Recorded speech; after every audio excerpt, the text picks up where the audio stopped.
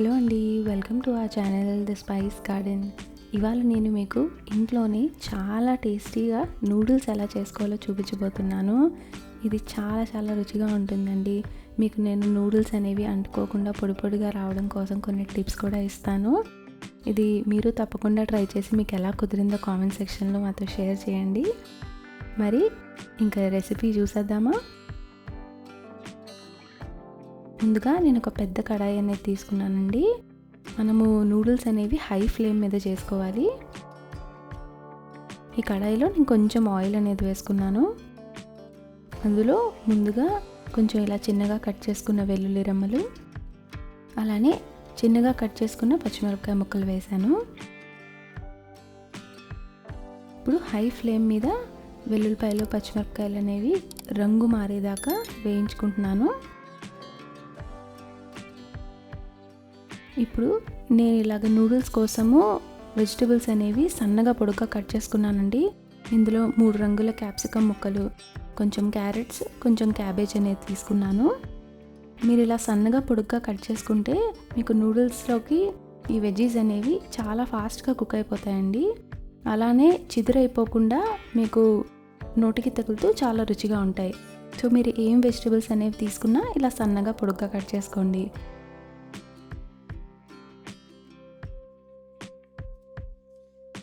ఇప్పుడు ఈ వెజ్జీస్ అన్నిటినీ కొంచెం దగ్గర పడేదాకా హై ఫ్లేమ్ మీద వేయించేస్తున్నాను.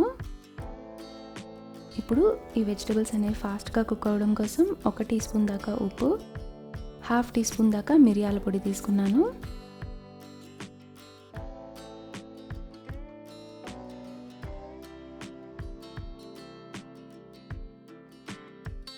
ఇప్పుడు ఇందులో 1 టీ స్పూన్ దాకా వెనిగర్,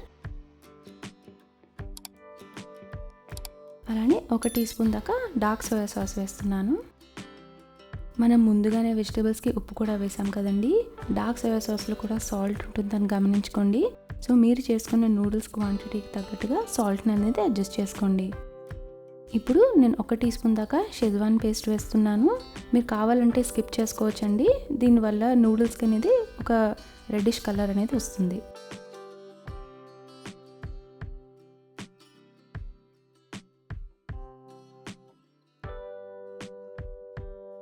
ఇప్పుడు నూడిల్స్ కోసం నేను ఒక పెద్ద ప్యాన్లో బాయిలింగ్ వాటర్ని తీసుకుంటున్నాను.